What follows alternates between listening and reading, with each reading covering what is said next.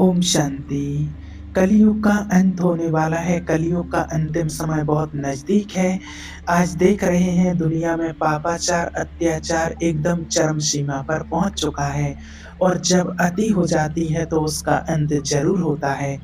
और आज हम देख रहे हैं कि दुनिया में पाप अति पर पहुँच गया है, अत्याचार बहुत बढ़ रहे हैं और गीता में किए गए वायदे के अनुसार भी भगवान अपना वायदा निभाता है और कलयुग के अंत की जो निशानियाँ गीता में भी बताई गई हैं, वो आज हम सभी स्पष्ट होते हुए देख रहे हैं, जिस कारण से हमें लगता है कि कलयुग अब बिल्कुल अंतिम श्वासों पर है, अंतिम चरण में है और पाप बहुत बढ़ चुका है। आज मर्यादाएँ की सारी सीमाएँ पार हो चुकी हैं, इसलिए कलयुग का अंत बहुत नज़दीक है। जो गीता में कहा गया है, जिसके लिए कलयुग की अंतिम निशानियाँ कही गई और कलयुग को जाने की निशानियाँ कहा जाता है कि जब कलयुग का अंत आ जाएगा, कलयुग की अति हो जाएगी, तो उस समय ये निशानियाँ स्पष्ट दिखाई देंगी। तो सबसे पहले कहा गया है कि जब कलयुग का अंत होगा, तो गौ-हत्या खाएगी। कलयुग के अंत में गौ-हत्या खाने लगेगी। दूसरी जो निशानी बताई थी, नारी केशों का श्रृंगार करेगी। तीसरा, कन्या मनचाहा वर चुनेगी। चौथा, अनाज पैकेटों में बिकेगा और पाँचवाँ, दूध बोतलों में बिकेगा। और जो काम रात में नहीं होते थे, वो काम दिन में होंगे। तो आज हम ये सारी चीज़ें प्रैक्टिकल में देख रहे हैं और इनको देखते हुए और आज हम समय में जो इतना जल्दी परिवर्तन आ रहा है, उन सबको देखते हुए हम स्पष्ट होता है कि कलयुग अब बहुत जल्दी अंत सीमा पर पहुँचने वाला है। क्योंकि आज देखिए जो गीता में कहा गया है, गौ-हत्या खाएगी, तो आज गौ-हत्या खाने लगी है, स्पष्ट दिख रहा है। दूसरा, नारी केशों का श्रृंगार करेगी, यानी कि जो विधवा औरत होती है, वो भी पूरा श्रृंगार करेगी केशों का, तो आज वो भी कर रही हैं, ये गीता में कहा गया है। और जब कन्या मनचाहा वर चुनने लगे, तो समझ लेना भगवान ने कहा है, ये कलयुग की अंतिम निशानियाँ हैं। और ये परमात्मा के अवतरण चिन्ह हैं कि कहीं न कहीं परमात्मा गुप्त रूप में आता है।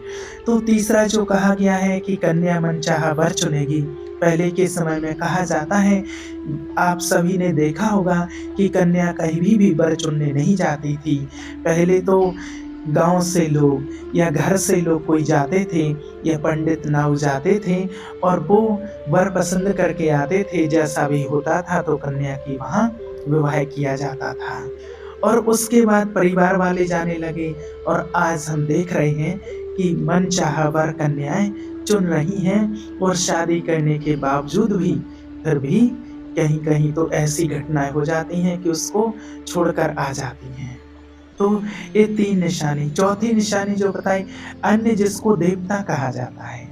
अन्य जो देवता है और वो आज पैकेटों में बिक रहा है। जो गीता में इसका वर्णित है कि अन्य पैकेटों में बिकेगा और जो दूध है वो बोतलों में बिकेगा। तो आज दूध तो ठीक है, दूध तो बिक ही रहा, लेकिन दूध तो दूध, आज पानी भी बोतलों में बिक रहा है, जिसके लिए कहा जाता है कि हम उस देश के वासी हैं जिस देश में गंगा बहती है और आज वही पानी 20 रुपए लीटर, दूध तो क्या पानी भी 20 रुपए लीटर, इससे और बल्कि ज़्यादा ही महँगा बिक रहा है। तो देखिए, ये परमात्मा ने अपने आने की निशानियाँ और कलयुग के जाने की निशानियाँ ये बताई थी, तो आज वो सारी चीज़ें पूरी हो चुकी हैं। इसलिए आज हम स्पष्ट देख रहे हैं और इस दुनिया में अधर्म एकदम चरम सीमा पर पहुँच गया है।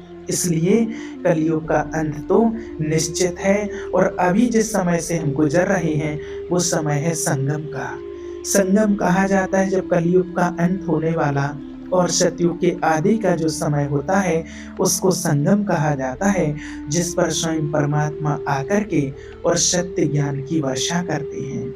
आत्माओं को पाप आत्मा से पुण्यात्मा बनाते हैं, मनुष्य देवता बनने की पढ़ाई पढ़ाते हैं, कलयुग से सतयुग में जाने की शिक्षा देते हैं।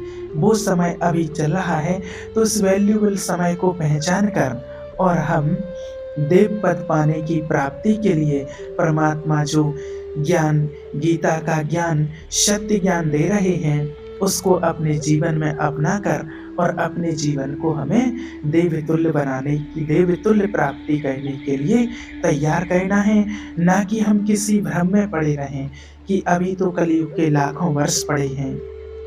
शास्त्रों में भी देखिए कहा गया है, एक भ्रम में लोग जो पढ़े हैं, शास्त्रों में जो कहा गया है, लिखा हुआ है कि कलयुग तो अभी बच्चा है। कलयुग की तो अभी लाखों साल पड़े हुए हैं। कलयुग के तो अभी 4,32,000 साल बाकी हैं। तो देखिए अभी 5,000 साल निकले हैं, लोग हमेशा यही कहते हैं।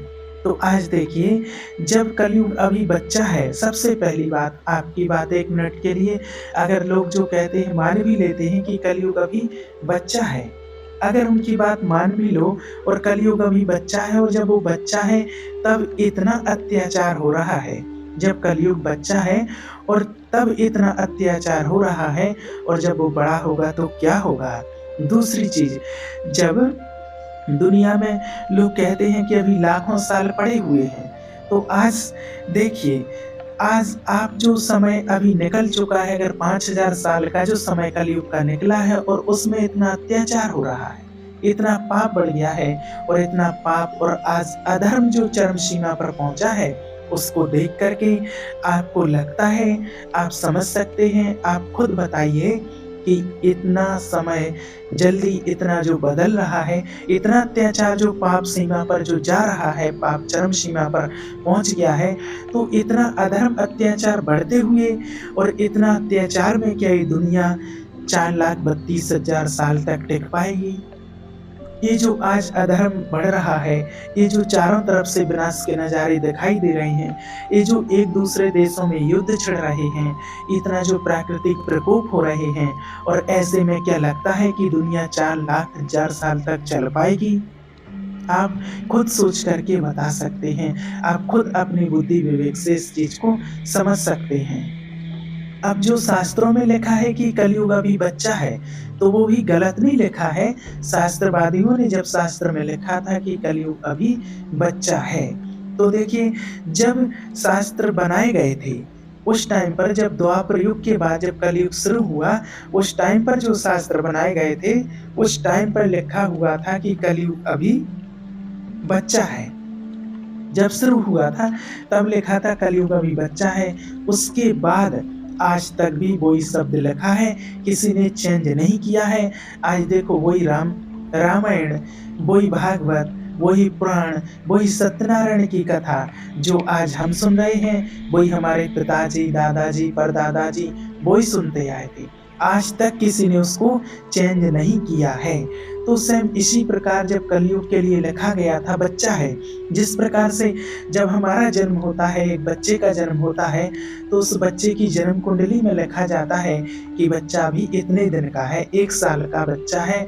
उसका नाम लिखा गया, किसी का नाम राम किशोर है, तो लिखा गया कि राम किशोर 1 साल का बच्चा है जब उसकी जन्म कुंडली बनी थी।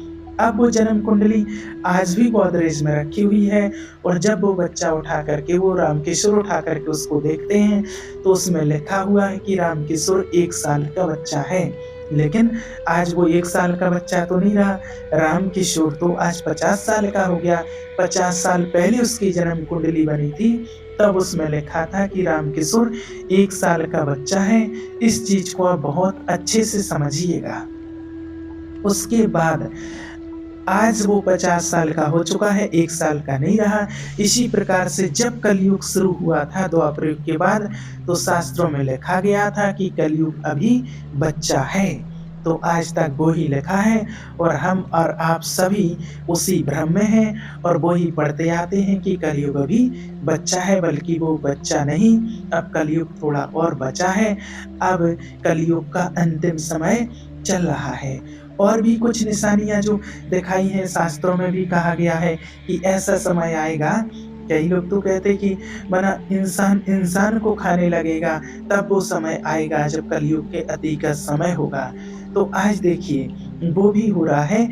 आज कितनी जगह ऐसे केरला में एक बार कुछ समय पहले ही पाया गया था कि एक बच्ची के टुकड़े-टुकड़े करके और वो कुकर में उबाल के खा रहे थे। तो वो तो पकड़े गए, इसलिए ये पता चल गया सबको, एक बार पकड़े गए लेकिन इसके पहले कितना खा चुके हैं और कितने ऐसे देशों में और इंडिया में भी कई जगह ऐसा केस पाए गए हैं, जो कि इंसान का मांस खा रहे हैं लोग। ऐसा समय आएगा, ये शास्त्रों में कहा गया है, तो आज वो भी समय हम प्रैक्टिकल में देख रहे हैं। तो आप बहुत सूक्ष्म रूप से और उसकी गहराइयों में जाएँगे और देखेंगे, तो जो-जो भी शास्त्रों में वर्णित है या जो-जो भी हम देख रहे हैं, वो सब कुछ आज दुनिया में हो चुका है और वो सारी चीज़ें प्रैक्टिकल में पूरी हो चुकी हैं और अब समय परिवर्तन की बेला है। इसलिए अब हमें किसी प्रकार के किसी भी भ्रम में नहीं पड़ना है और इस अज्ञान निद्रा से जागना है और जो समय चल रहा है संगम का, उस समय को पहचान कर और अपने जीवन को सफल करना है।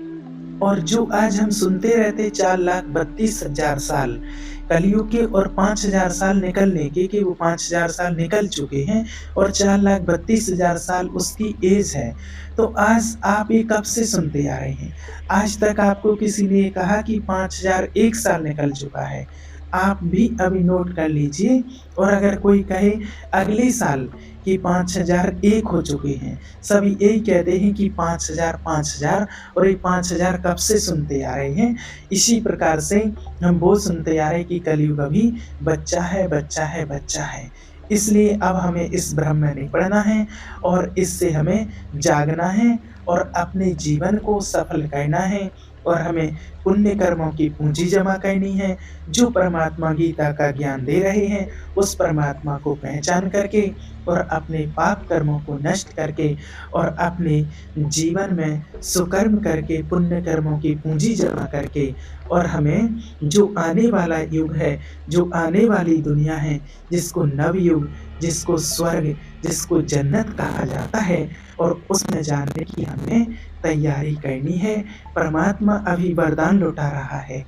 अभी वो समय चल रहा है, जो स्वयं परमात्मा अभी वरदानों से हमारी झोली भरपूर कर रहा है, तो हमें इस समय से वंचित नहीं रह जाना है और हमें इस समय की समीपता को देखते हुए और हमें अब नवयुग में चलने की तैयारी करनी है। ओम शांति।